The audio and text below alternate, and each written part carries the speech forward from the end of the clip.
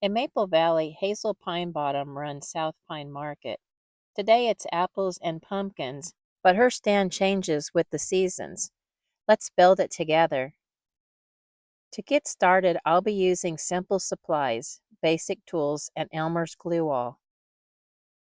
It's a simple structure with just a floor, sides, and the front and back panels.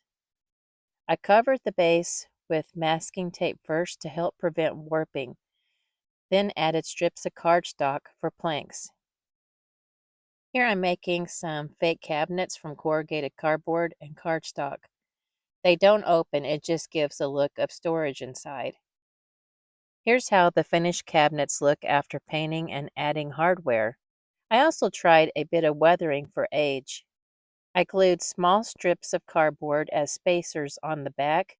Gluing the panels directly together felt too flat and unrealistic to me.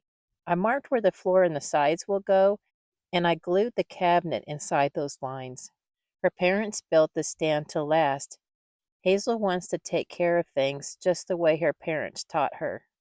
Here's how the cabinet looks attached. The front and the back are identical. Because this is a smaller build, I painted the floor first and then finished the inside of the side panels before putting it all together. The siding was made the same way as the floor planks. I marked where the floor and the cabinets go and left those areas unfinished. Originally, I was going to glue the ends on first, but I found it easier to add a front or back piece along with them. I also found it helpful to lay the stand on one of its long sides and use masking tape on the outside to give it extra hold. Once the counter's on, I think it'll look pretty good. I'm leaving the tape in place since it'll be covered later anyway. Next, I glued the remaining side in place. I didn't bother with a door. Hazel's a mouse. She can just climb over. I made the countertops from cereal box, stacking a few layers so they'd be nice and strong. Have you ever put glue on the wrong edges? That's what I did here. I was just staring at it like, what did I put glue there for?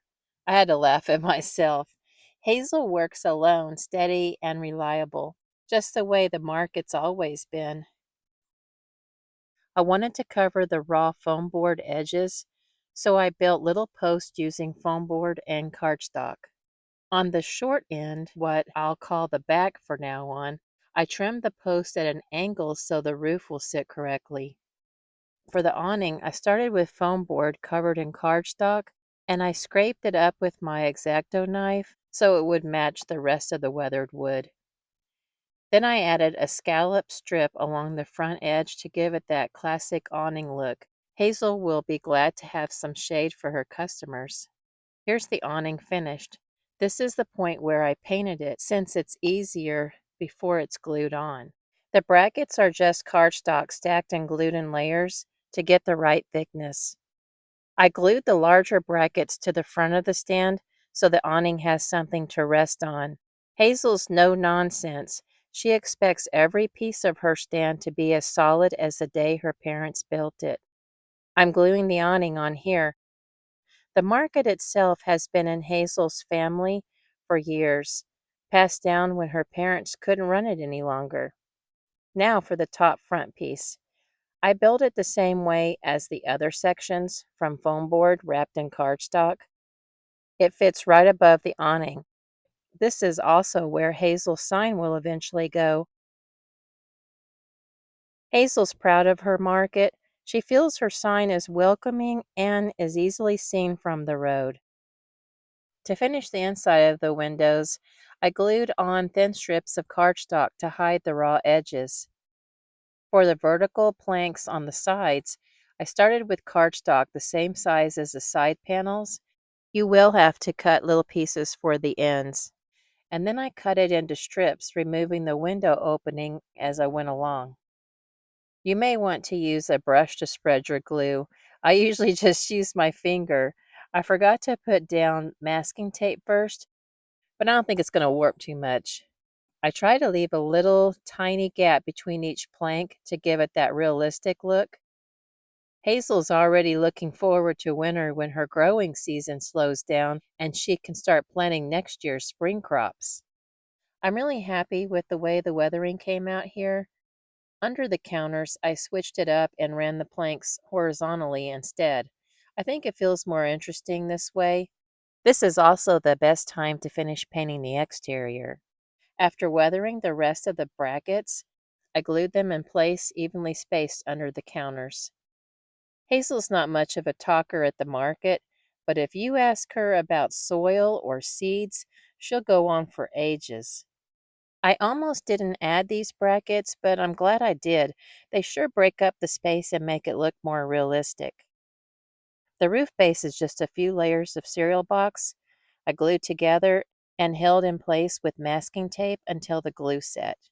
Hazel doesn't mind if the shingles aren't perfect, just as long as they keep the produce dry. For the shingles, I had fun with this one. I painted a piece of cereal box with several shades of brown and a little yellow. I tried not to overmix it so the colors wouldn't get muddy. And once it was dry, I cut it into strips and then I snipped every inch or so to create the look of shingles. This helps to save time because instead of gluing each shingle one by one, I glued the strips down, keeping each row offset from the last one for that staggered look. Another idea for the roof is using corrugated cardboard. It would probably make a great rustic tin roof if you want a different look. I almost forgot to show you the sign. I wanted a painted one, but printing was much quicker than painting it. I had planned to glue it flat on the front of the stand, but I like how it looks tilted resting on the awning instead. Here's Hazel with her crate of pumpkins, getting her stand ready with her fall harvest. You can tell she's got a full day of setting up ahead of her. If you'd like to make your own pumpkins or gourds, here's a quick tutorial. Begin by shaping some foil into a ball or a gourd shape if you'd like. Then cover it with a layer of air-dried clay, about 1/8 of an inch thick, not too thin and not too thick. Next, use a skewer, pokey tool, or anything similar and press in the ridges for the pumpkin. I had a few spots where a speck of foil showed through here and there, but once it's painted, it really wasn't noticeable. You can also add little balls of clay and smooth them out to make those funny pumpkin bumps you sometimes see. To keep it from rolling, I pressed the pumpkin gently on the table to flatten the base. For the stem, I used a skinny strip of paper, sprayed it with water, and twisted it and let it dry in that shape. You can play with the size. Here's how one of mine looked. Then just make a hole at the top and glue the stem in place, and then paint them as desired. Aunt Clara stopped by Hazel's market with a few apple pies, fresh from her kitchen.